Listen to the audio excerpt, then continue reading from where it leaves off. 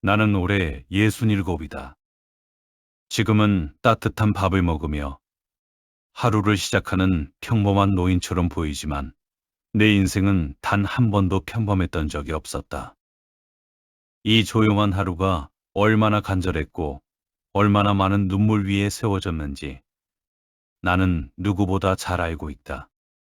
그래서 나는 오늘도 스스로에게 말한다. 인생이 성공하려면 무엇이든 찾아서 하라. 나는 20살에 부모를 잃었다. 세상이 무너지는 소리를 그때 처음 들었다.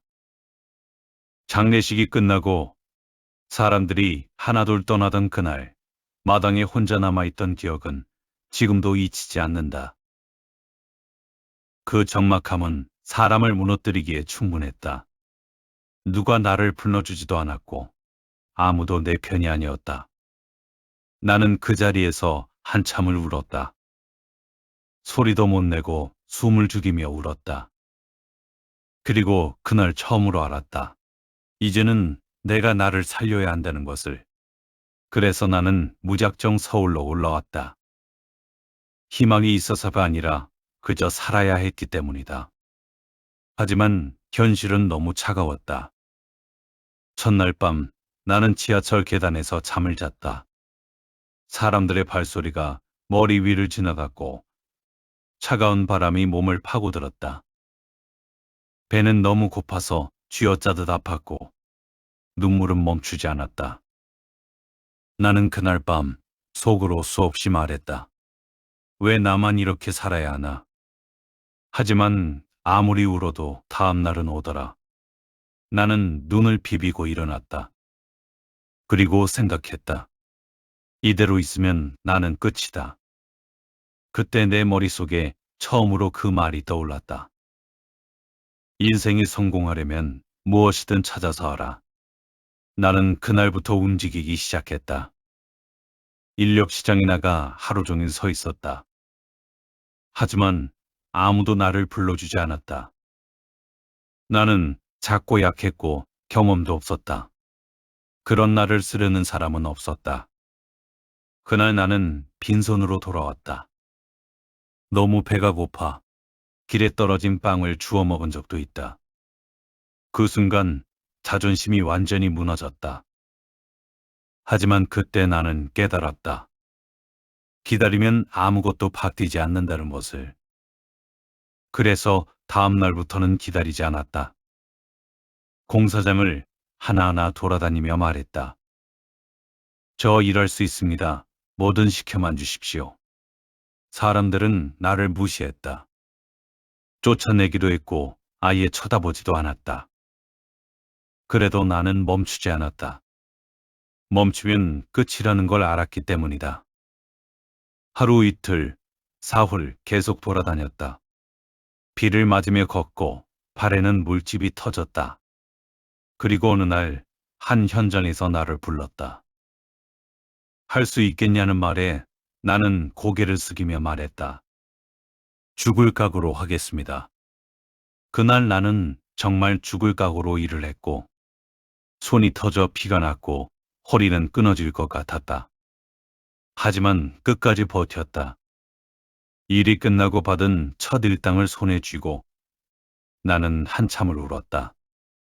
그건 돈이 아니라 내가 세상에 처음 인정받은 순간이었다. 그날 나는 다시 다짐했다. 인생이 성공하려면 무엇이든 찾아서 하라. 그 후로 나는 일하면서도 계속 생각했다. 어떻게 하면 더 나아질 수 있을까를 고민했다. 그러다 공사장 근처 포장마차를 보게 되었다. 비닐 천막 아래 작은 불빛 하나가 있었고 그 앞에는 사람들이 모여 있었다. 김이 모락모락 올라오는 떡볶이 냄비와 순대를 썰어내는 손놀림. 사람들은 그 앞에서 웃고 있었다. 그 장면을 보는 순간 가슴이 뛰었다. 저게 길이다. 나는 그날 결심했다. 나도 장사를 해야겠다. 돈이 없었기에 나는 더 악착같이 일했다. 밥을 줄이고 잠을 줄이며 돈을 모았다. 그렇게 해서 중고 리어카 하나를 샀다.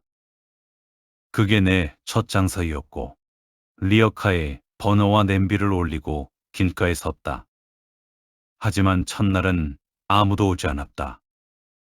나는 그 자리에 서서 사람들을 멍하니 한참을 바라보았다. 그래도 포기하지 않았다. 다시 생각했다. 인생이 성공하려면 무엇이든 찾아서 하라. 그래서 시간을 바꾸고 메뉴를 바꿨다. 떡볶이와 순대를 시작했다. 빨갛게 끓는 양념 냄새가 퍼지기 시작했다. 처음 손님이 와서 한 입 먹고 고기를 끄덕였다. 그 순간 나는 세상을 다 가진 기분이었다. 그 후로 손님이 조금씩 늘었다. 나는 비가 와도 눈이 와도 장사를 나갔다. 하지만 단속에 걸려 장사를 접게 되었다. 그날 나는 길가에 앉아 한참을 울었다. 모든 것이 끝난 것 같았다. 하지만 또 그 말이 떠올랐다. 인생이 성공하려면 무엇이든 찾아서 하라. 나는 다시 일어났다. 그리고 푸드트럭이라는 길을 찾았다.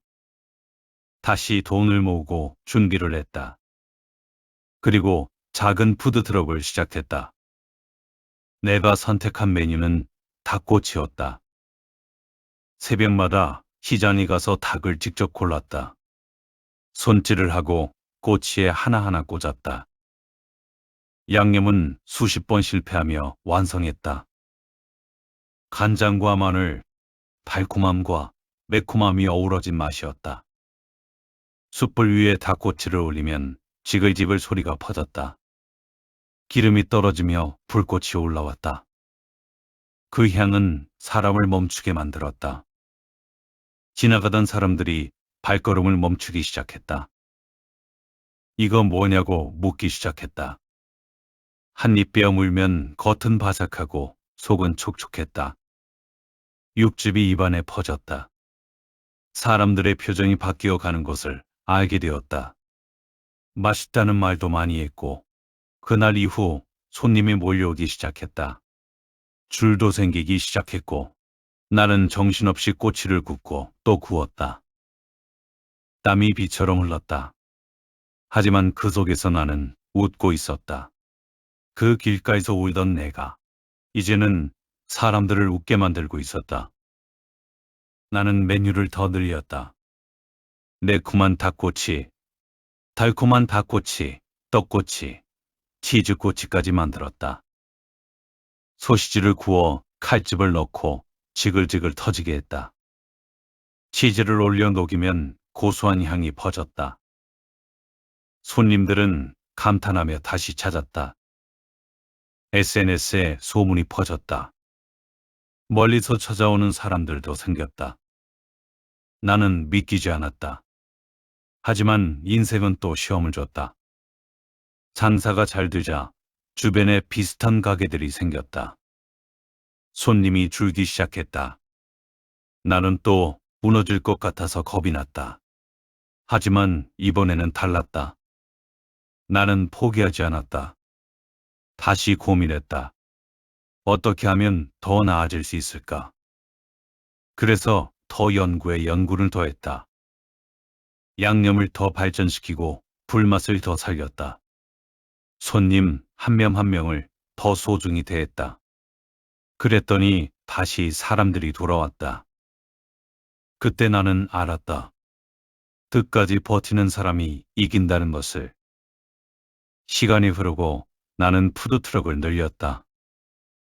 그리고 결국 작은 가게를 열었다. 가게 문을 여는 날, 나는 손잡이를 잡고 한참을 울었다.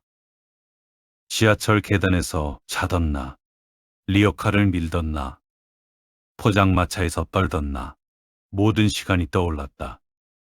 나는 조용히 문을 열며 속으로 말했다.